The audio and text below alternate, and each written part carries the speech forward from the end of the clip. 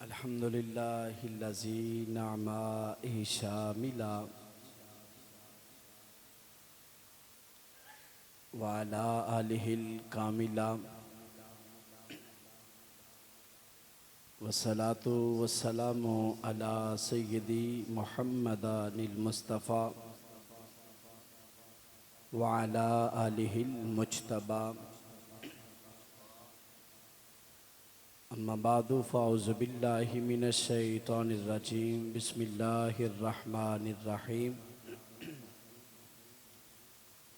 वद्दुहा वल्लैलि इज़ा सजा। सदक़ल्लाहुल अज़ीम व बल्लगना रसूलुहुन नबियुल करीमुल अमीन व नहनु अला ज़ालिका मिनश शाहिदीना व शाकिरीन वल्हम्दुलिल्लाहि रब्बिल आलमीन। मैं जब तक बिका न था तो कोई पूछता न था। आका, मैं जब तक बिका न था तो कोई पूछता न था। बस आपने ख़रीद कर मुझे अनमोल कर दिया। इन्नल्लाह व मलाइकतहु युसल्लूना अलन नबी या अय्युहल्लज़ीना आमनू सल्लु अलैहि व सल्लिमू तस्लीमा। कोई भी ज़ुबान खामोश ना रहे, आवाज़ बुलंद मिल के दुरूद पाक पढ़िए। सलातु वस्सलामु अलैका या सय्यदी या रसूलल्लाह व अला आलिका व अस्हाबिका या सय्यदी या हबीबल्लाह। सलातु वस्सलामु अलैका या नबीयल्लाह व अला आलिका व अस्हाबिका या महबूब रब्बिल आलमीन। अल्लाह जल्ल जलालुहु व आज़मा शानुहु व तम्मा बुरहानुहु की हम्दो सना के बाद उसके प्यारे और लाडले महबूब जनाब हज़रत मुहम्मद मुस्तफ़ा तहियातु व सलाम आपकी बारगाह के अंदर बेहदो दुरूदो सलाम का हदिया पेश करने तो बाद मेरे नहायत ही वाजिबुल एहतराम बुज़ुर्गों, भाइयों, बच्चों, अज़ीज़ दोस्तों, अस्सलामु अलैकुम।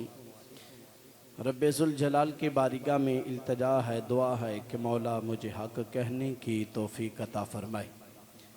आज की इस बज़म की सदारत फ़ख्रे अहले सुन्नत, नादिशे अहले सुन्नत, ख़तीब पाकिस्तान, आलिमे नुक्तादान, मुक़र्रिरे ज़ीशान, मुक़र्रिरे शोला बयान हज़रत अल्लामा मौलाना क़ारी वक़ास बशीर साहिब जलाली आप ज़ेरे सदारत फरमा रहे हैं। जो आय मजीदा मैंने तिलावत की 30वां पारा सूरह दुहा पहली आयत करीमा। अल्लाह ताला ने फरमाया वद्दुहा वल्लैलि इज़ा सजा। फरमाया कसम है चाश्त की और कसम है रात जब छा जाए। चाश से मुराद दिन है, तो अल्लाह ताला ने फरमाया कि मुझे कसम है दिन की और मुझे कसम है रात की। या बारी ताला, दिन तो बहुत सारे हैं, रातें भी बहुत सारी हैं। या बारी ताला तू किस दिन की कसम उठा रहा है? या बारी ताला तू किस रात की कसम उठा रहा है? तो इसके ज़िमन के अंदर हज़रत इमाम जाफ़र सादक आपने 4 अक़वाल बयान फरमाए। कितने अक़वाल? सारे बोलो कितने अक़वाल? सारे बोलो कितने अक़वाल? 4 अक़वाल बयान फरमाए। आप फरमाते हैं कि दुहा से मुराद मिलाद का दिन है और लैली इज़ा सजा से मुराद मिराज की शब है। तो अल्लाह फरमा रहा है कि मुझे कसम है उस दिन की कि जिस दिन मेरा महबूब इस दुनिया पर तशरीफ़ लेकर आया। और फरमाया कि मुझे कसम है उस रात की कि जब मेराज की रात मेरा महबूब मेरे पास तशरीफ लेकर आया।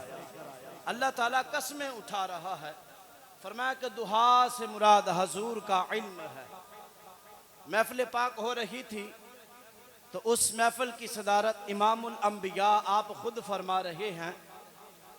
हजरत वाबिसा बिन माबद आप महफिल पाक के अंदर तशरीफ लेकर आए और कितना हसीन वो मंजर है, कितनी हसीन वो महफिल है कि जिस महफिल की सदारत इमामुल अंबिया खुद फरमा रहे हैं। बंदा इसको अब लफ्ज़ों के अंदर बयान जो है वो नहीं कर सकता कि कितना हसीन वो मंजर है। यूं समझ लीजिए इतना हसीन वो मंजर है कि मेरे इमामुल अंबिया आप शम्मा बनकर बैठे हैं, जो सहाबा हैं वो परवाने बनकर बैठे हैं। कितना हसीन वो मंजर है। यूं समझ लीजिए कि इमामुल अंबिया आप चांद बनकर बैठे हैं, जो सहाबा हैं वो मुस्तफ़ा के सितारे बनकर बैठे हैं। कितना हसीन मंजर है। यूं समझ लीजिए कि मेरे मुस्तफ़ा करीम अलैहिस्सलाम आप दूल्हा बनकर बैठे हैं, जो सहाबा हैं वो मुस्तफ़ा के बराती बनकर बैठे हैं। इतना हसीन वो मंजर है कि बंदा लफ्ज़ों के अंदर बयान ही नहीं कर सकता। इतना हसीन मंजर।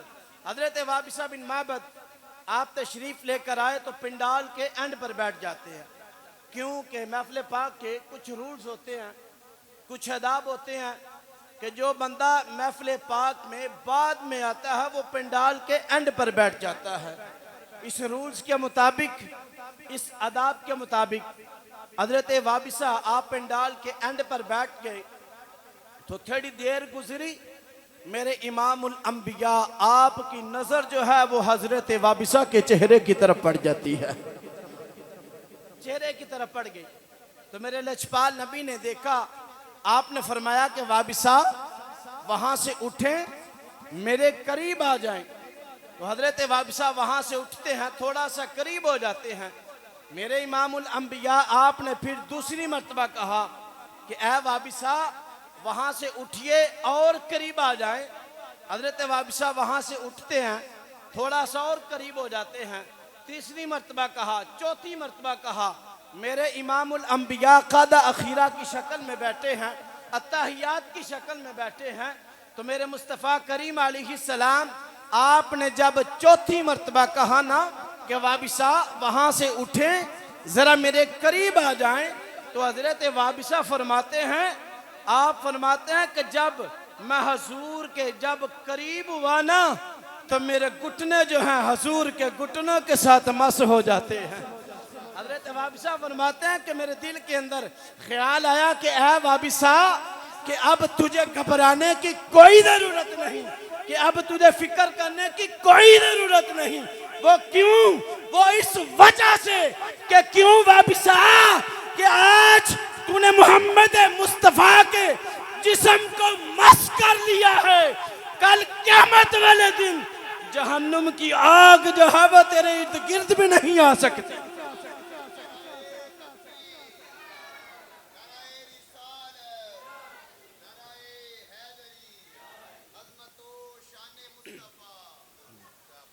हजरत वाबिसा फरमाते हैं कि मेरे दिल के अंदर ख्याल आया कि अब तुझे घबराने की कोई ज़रूरत नहीं, क्योंकि तूने आज मुस्तफ़ा करीम अलैहिस्सलाम के जिस्म को मस कर लिया है, कि तूने आज हुजूर अलैहिस्सलातु वस्सलाम के जिस्म को मस कर लिया है। जहन्नुम की आग जो है वो तेरे कभी इर्द गिर्द भी नहीं आ सकती। ये है दुहा से मुराद आगे जो बयान कर रहा हूँ हजूर का इल्म। तो जब हजरत वाबिसा करीब हुए ना तो मेरे मुस्तफ़ा करीम अलैहिस्सलाम आपने फरमाया कि वाबिसा क्या सवाल करने के लिए आए हो?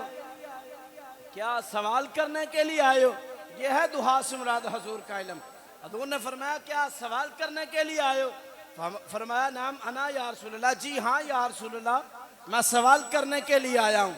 तो मेरे मुस्तफ़ा करीम अलैहिस्सलाम आपने फरमाया कि वाबिसा जो तू मुझसे सवाल करने के लिए आया है, क्या उस सवाल का जवाब भी मैं तुझे खुद ही ना बता दूं? उस सवाल का जवाब तुझे खुद ही ना बता दूं? हजरत वाबिसा कहने लगे कि या रसूलल्लाह ये तो बड़ी कमाल की बात हो जाएगी। तो मेरे मुस्तफ़ा करीम अलैहिस्सलाम ने फरमाया कि वाबिसा तो मुझसे खैर और शर के बारे में सवाल करने के लिए आया है, अच्छाई और बुराई के बारे में सवाल करने के लिए आया है। यह है हजूर अलैहिस्सलातु वस्सलाम का इल्म। दुहा से मुराद हजूर का इल्म कि जो बंदा जो भी तमन्नाएं जो भी आरज़ुएं मेरे मुस्तफ़ा करीम अलैहिस्सलातु वस्सलाम लेकर अपने दिल के अंदर मुस्तफ़ा करीम अलैहिस्सलाम की बारगाह में हाजिर होता है तो मुस्तफ़ा करीम अलैहिस्सलाम उसकी जो भी हाजतें होते हैं हजूर पहले ही जान लेते हैं। आगे फरमाया दुहा से मुराद हजूर के ज़हरी अहवाल हैं। नबी पाक अलैहिस्सलातु वस्सलाम आप एक मरतबा नमाज़ ज़ोहर अदा कर रहे थे तो काफिरों में से किसी ने ताना दिया तो ये कहते हैं कि मैं मुसलमानों का नबी हूँ, ये मुंह हमारे किबला की तरफ करके नमाज पढ़ रहे हैं। तो मुस्तफ़ा करीम अलैहिस्सलाम आपके दिल के अंदर ख्याल आया कि क्यों आज काबा ही ना बदल दिया जाए, ये तो हो ही नहीं ना सकता। तो मेरे लजपाल नबी के दिल के अंदर ख्याल आ जाए तो रब उसको पूरा ना करे, ख्याल मेरे नबी के दिल में हो रब पूरा ना करे, ये तो हो ही नहीं सकता। ऐसे ख्याल आया तो रब ताला ने फौरन जिब्रील को भेज दिया, फरमाया जिब्रील जाओ मेरे मुस्तफ़ा की बारगाह में चले जाओ, जाकर फरमा दे क़द नरा तक़ल्लुबा वजहिका फिस समाई फलनुवल्लियन्नका क़िबलतन तर्दा। फरमाया कि ऐ महबूब आप जैसा चाहते हैं जिस तरफ चाहते हैं जिस तरफ आप पसंद करते हैं महबूब आज मुंह को फेर देना आपका काम होगा, काबे का बदल देना रहमान का काम होगा।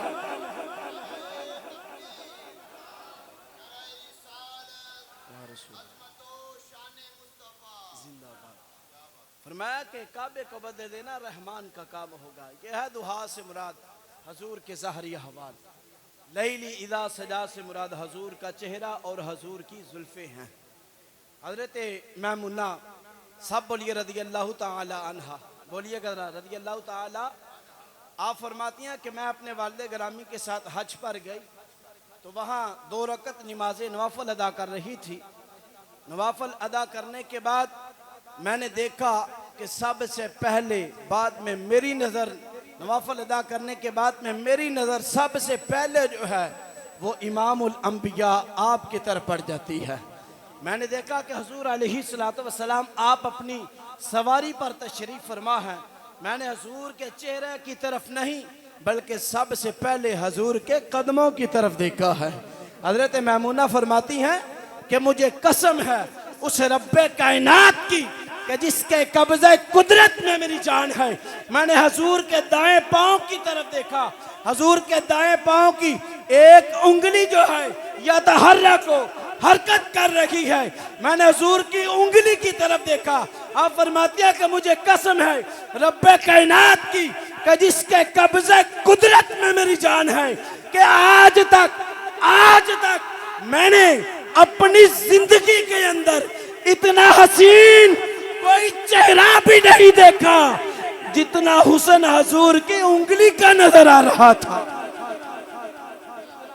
हुजूर की उंगली का नजर आ रहा था। तो जिसके पांव की उंगली का ये आलम है उस मुस्तफ़ा करीम अलैहिस्सलाम के चेहरे का क्या आलम होगा। कितना हसीन मुस्तफ़ा करीम अलैहिस्सलाम को रब ताला ने बनाया है। हजरत जाबर बिन सामुरा रज़ियल्लाहु ताला अन्हु आप फरमाते हैं कि मैं एक मरतबा जब गली में निकला ना तो आसमानों की तरफ देखा कि आसमानों की तरफ देख कर मैंने ये अंदाज़ा लगा कि जो आसमानों का चांद है ना वो अपने अरूज पर है और उसकी इतनी रोशनी है कि हर चीज़ वाज़े वाज़े नज़र आ रही है। हजरत जाबर बिन सामुरा फरमाते हैं कि थोड़ी देर के बाद फिर मैंने सामने गली की तरफ देखा तो मुझे सामने गली के अंदर आमीना का चांद भी नजर आ गया, आमीना का चांद नजर आ गया। हजरत जाबर फरमाते हैं मैंने फिर कभी एक नज़र उस चांद की तरफ देखा, एक नज़र मैंने इस चांद की तरफ देखा, मैंने कभी उसकी रोशनी को देखा, मैंने कभी इसकी रोशनी को देखा, मैंने कभी उसकी चमक को देखा, मैंने कभी इसकी चमक को देखा, मैंने कभी उसकी धमक को देखा, मैंने कभी इसकी धमक को देखा। मैंने दोनों चांदों को आपस में टकराते हुए देखा कि दोनों चांदों का आपस के अंदर मुकाबला हो गया, दोनों चांदों का आपस में टकरा हो गया। हजरत जाबिर फरमाते हैं कि जब दोनों चांदों का आपस में मुकाबला हो गया, दोनों चांदों को देखकर मैं इस नतीजे पर पहुंचा हूं कि मुझे अर्शों के चांद से ज्यादा, अर्शों के चांद से ज्यादा हसीन चांद जो नजर आ रहा है, वो मुझे फर्शों का चांद ज्यादा हसीन नजर आ रहा है। सारे बोलो याद रहा सुभान अल्लाह, ऊंची आवाज में बोलो सुभान अल्लाह। या रसूल अल्लाह, या इलाही, जिंदाबाद। हजरत जाबिर फरमाता है कि मैंने उस चांद की तरफ देखा, फिर मैंने इस चांद की तरफ देखा। अब फरमाता है कि मुझे अर्शों के चांद से ज्यादा हसीन चांद जो नजर आ रहा है, वह मुझे आमीना का चांद नजर आ रहा है। बोलिए गदरा सुभान अल्लाह, ऊंची आवाज के साथ बोलिए गदरा सुभान अल्लाह। ये तो मेरी मर्जी नाल बोलिया जे, हुण जरा अपनी मर्जी नाल भी बोलो सुभान अल्लाह। या अल्लाह जेड़े नहीं पे बोल दे, जेड़े नहीं पे बोल दे उन्होंने दुआ दे लगा। या अल्लाह जेड़े नहीं पे बोल दे उन्होंने मदीने दी ज़ियारत करवा। जेड़े नहीं बोल दे पे इस तो वड्डी दुआ नहीं दे सकता। या अल्लाह जेड़े नहीं पे बोल दे उन्होंने मदीने दी ज़ियारत करवा, ते जेड़े ऊंची ऊंची पे बोल दे ने, या अल्लाह उन्होंने मदीने दी भी ज़ियारत करवा, ते मदीने वाले रसूल दी भी ज़ियारत करवा। इतना हुस्न जमाल रब ताला ने अपने महबूब अलैहिस्सलातु वस्सलाम को अता फरमाया। आखिरी हदीस पाक, उसके बाद इजाज़त। मेरे मुस्तफ़ा करीम अलैहिस्सलाम आप जब मक्का शरीफ से हिजरत फरमा कर मदीना पाक तशरीफ़ लेकर आए, तो आप नमाज फजर अदा करने के बाद सैर व तफरी के लिए जाया करते थे, सैर के लिए निकला करते थे। तो मेरे मुस्तफ़ा करीम अलैहिस्सलाम एक मरतबा आप सैर करते करते करते करते काफ़ी दूर तक चले गए।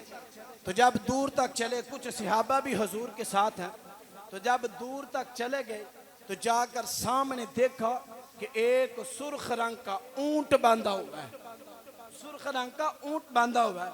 ये सुर्ख रंग का ऊंट मेरे मुस्तफ़ा करीम अलैहिस्सलाम आपको बहुत ज़्यादा पसंद था, बहुत ज़्यादा पसंद।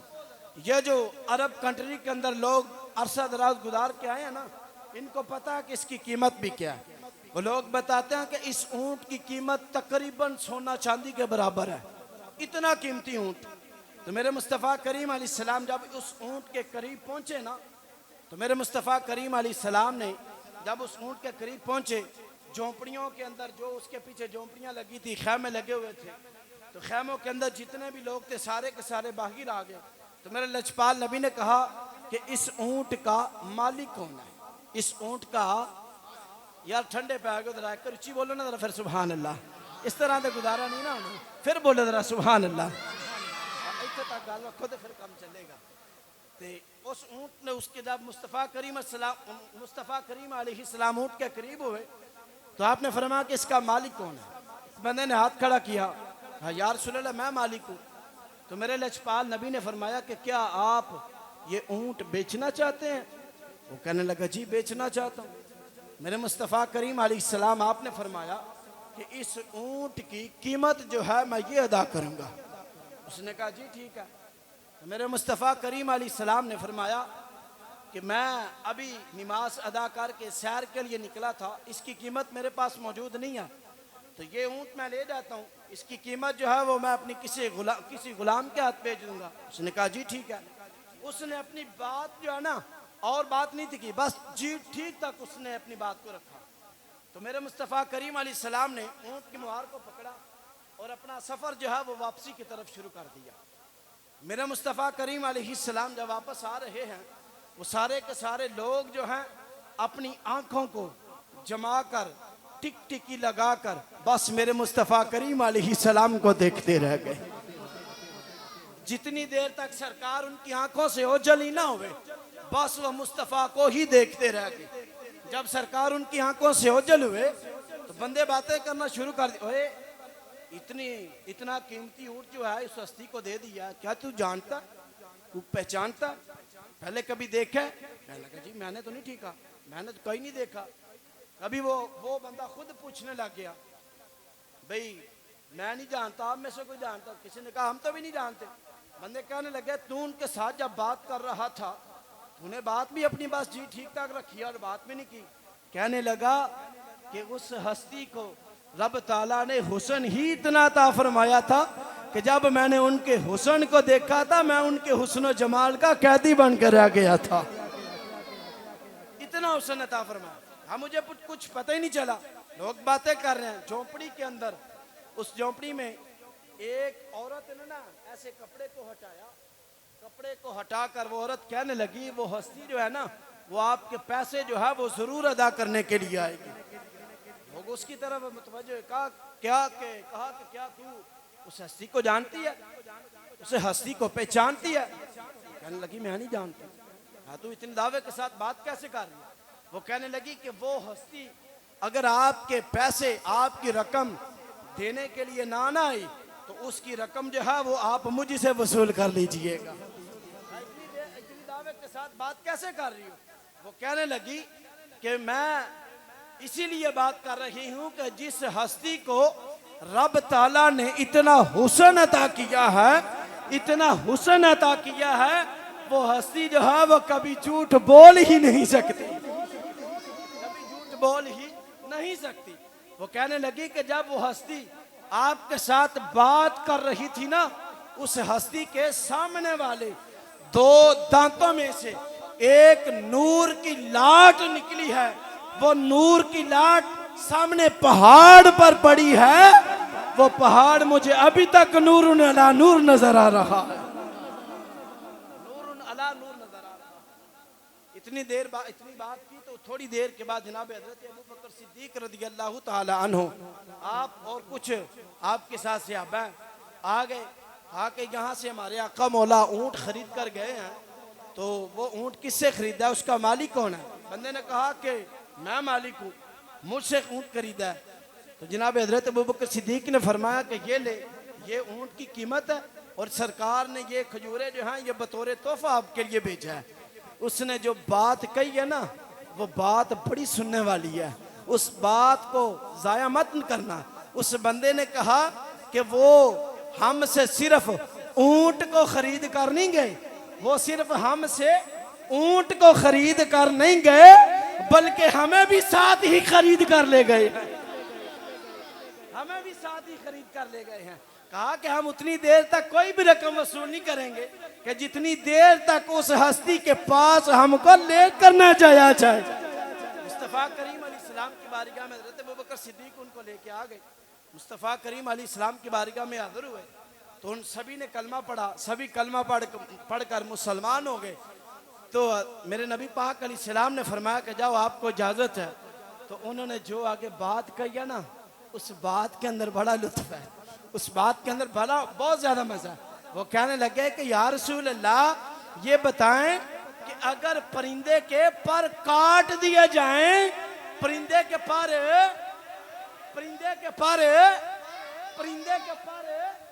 काट दिए जाएं, वो परिंदा उड़ने के काबिल नहीं रहता। या रसूल अल्लाह अब हमारे पर जो है वो काट दिए गए हैं। या रसूल अल्लाह अब हम उड़ने के काबिल नहीं रहे, अब हमारा जीना आपके कदमों पे कुर्बान है और हमारा मरना भी आपके कदमों पे कुर्बान है। या रसूल अल्लाह अब हमारा जीना भी आपके कदमों पे कुर्बान, हमारा मरना भी आपके कदमों पे कुर्बान है। कि रब ताला ने अपने महबूब करीम अलैहिस्सलातु वस्सलाम आपको इतना हुस्न अता फरमाया था कि जो भी मेरे लजपाल नबी के चेहरे का दीदार करता था वो बस मेरे नबी का गुलाम बन के रह जाता था। तो दुआ है रब ताला की बारगाह में कि मेरी हाज़िरी को कबूल फरमाए। वमा अलैया इल्लल बलागुल मुबीन।